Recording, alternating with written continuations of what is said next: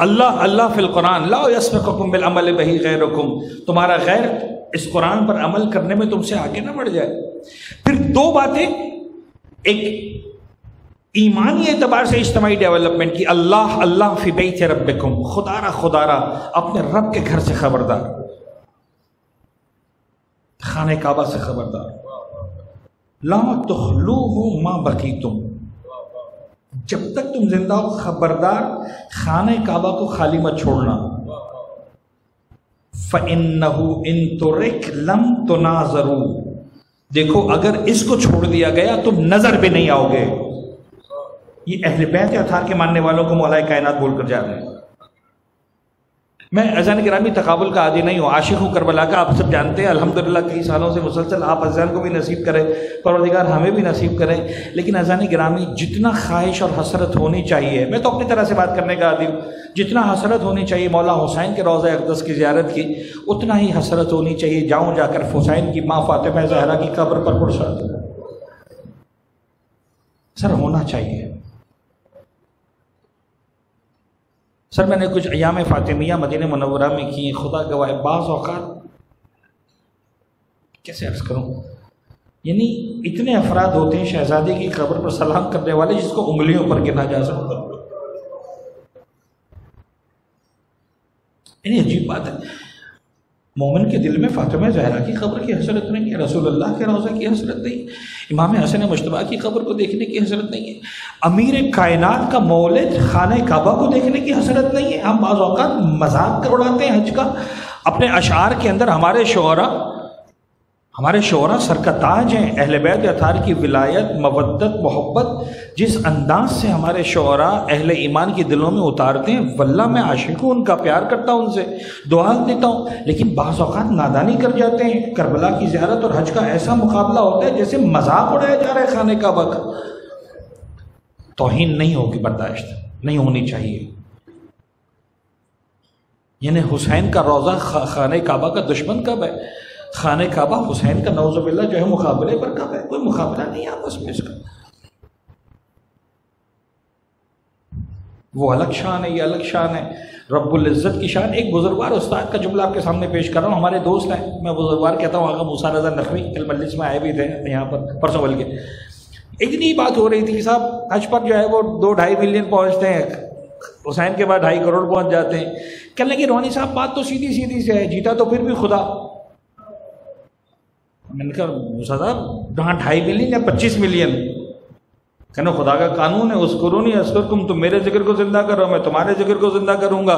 حسین نے خدا کے ذکر کو زندہ کیا، 2.5 ملین پہنچائے، اس خدا نے حسین کو ذکر کو زندہ کیا، 25 ملین پہنچا دیے، تو جیت تو پھر بھی خدا کی ہے۔ ایک سلوات پڑھے نا محمد و آل محمد۔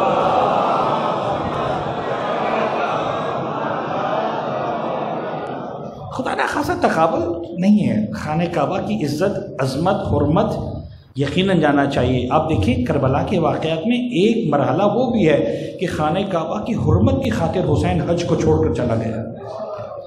بیت خدا کی عظمت کہیں اور سمجھ میں آئے نہ آئے، جنہوں نے حج کیا نا وہ سمجھتے ہیں ان باتوں کو، میں صحیح عرض کر رہا ہوں۔ مجلس میں بیٹھ کر نعرے لگا لینا، سن لینا، واہ واہ کر لینا واقعاً آسان اور ہے بھی، لیکن آپ جائیں حج پر ساری کائنات کو چھوڑ کر، ماں باپ، گھر بار، اہل و عیال، سب کچھ زندگی میں ایک مرتبہ، بہت سے لوگ جاتے ہیں حج پر، عین 8 ذی الحج کا دن آئے جو مکمل طور پر تیار ہیں آپ حج پر جانے کے لیے، کہا جائے حج پر نہیں جا سکتے، خدا کی قسم ایسا لگے گا پیروں سے زمین نکل گئی، تصور قابل برداشت نہیں ہوتا۔ اور فاطمہ کا لال 8 ذی الحج کو حج چھوڑ کر چلا گیا۔ سر چھوٹی قربانیاں نہیں دی اس خانہ کعبہ کے لیے حسین ابن علی نے اور شہزادی کونین کے گھرانے نے۔ فَإِنَّهُ إِن تُرِكْ لَمْ تُنَاظَرُوا، جن پر حج واجب ہے، نہیں واجب ہے، ان پر یہ بھی واجب نہیں ہے کہ اپنے آپ پر واجب کروائیں۔ جو صاحبان استطاعت نہیں ہے، میں بہت دیانتداری سے عرض کر رہا ہوں، اگر آپ کا صاحب استطاعت نہیں، آپ پر واجب نہیں، ایک بات۔ نمبر 2، یہ بھی واجب نہیں ہے کہ آپ زبردستی پیسہ کمائیں تاکہ حج واجب ہو، نہیں، یہ بھی واجب نہیں۔ آپ کے دل میں خواہش ہے، حسرت ہے، خدا مجھے آپ کو سب کو نصیب کرے، لیکن اگر آپ صاحب استطاعت ہیں اور ٹال رہے ہیں، بہانے بازی کر رہے ہیں، یوں سمجھیں کہ پروردگار کا لہجہ بڑا غضبناک ہے۔ للہ علی الناس حج البیت من استطاع الیہ سبیلا ومن کفر، اور اگر کوئی کفر اختیار کرتا ہے، یعنی خدا یہ نہیں کہتا اگر کوئی حج نہیں کرتا، ومن کفر یعنی خدا کی نگاہ میں تمہارا حج نہ کرنا کفر کرنے کے برابر ہے۔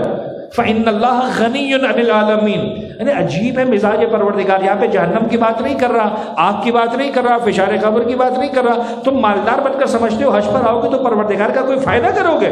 ان اللہ غنی عن العالمین، خدا بے نیاز ہے تم سے، خدا کو تمہاری ضرورت نہیں ہے، تمہیں خدا کی ضرورت ہے، خدا تمہارا محتاج نہیں ہے۔ اور عجیب بات ہے زن گرامی، جب حج کی واجب ہوا نا، ہر عبادت کے اندر ایمان کی شرط لگائے، حج میں بھی ایمانی شرط ہے، مکے میں تو غیر مومن جا ہی نہیں سکتا، لیکن قرآن کا مزاج دیکھیں، نماز ان الصلاۃ کانت علی المؤمنین کتابا موقوتا، روزہ یا ایھا الذین آمنوا کتب علیکم الصیام، حج للہ علی الناس علی المؤمنین نہیں، للہ علی الناس۔ میں نے استاد سے پوچھا، میں نے کہا قبلہ سمجھ میں نہیں آیا، نماز مومنین پر واجب، روزہ مومنین پر واجب، حج خدا کہہ رہا ہے علی الناس، کیا راز ہے؟ تفاسیر کے اندر دیکھا، جواب آیا، کہتے تم نماز پڑھتے ہو نا اپنے ایمان کی تکمیل کرتے ہو، روزہ رکھتے ہو اپنے ایمان کا ثبوت دیتے ہو، جب حج کرنے جاتے ہو اپنی انسانیت کا ثبوت دیتے ہو۔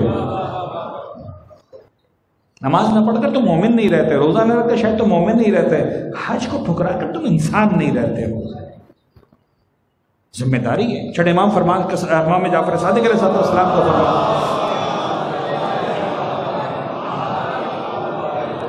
امام فرماتے ہیں جس پر حج واجب ہو گیا، اب میں مختصر ایک جملے میں روایت کو پورا کنکلوڈ کر رہا ہوں ورنہ لمبی روایت ہے، ریزنز بتائیں امام نے، ظالم جابر حکمران تھا، ایسا تھا ویسا تھا، میں اس کو ون ورڈ میں کنکلوڈ کرتا ہوں، کسی ویلڈ ریزن کے بغیر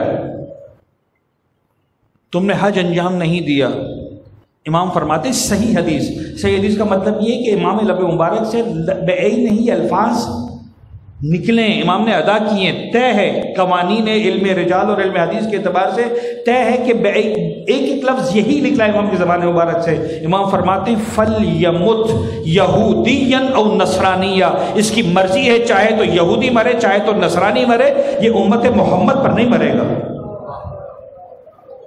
اور خدا کی قسم عزیزان گرامی، حج کا مزہ لیتا ہی صرف اہل بیت کا ماننے والا ہے۔ ابو بصیر کچھ روایت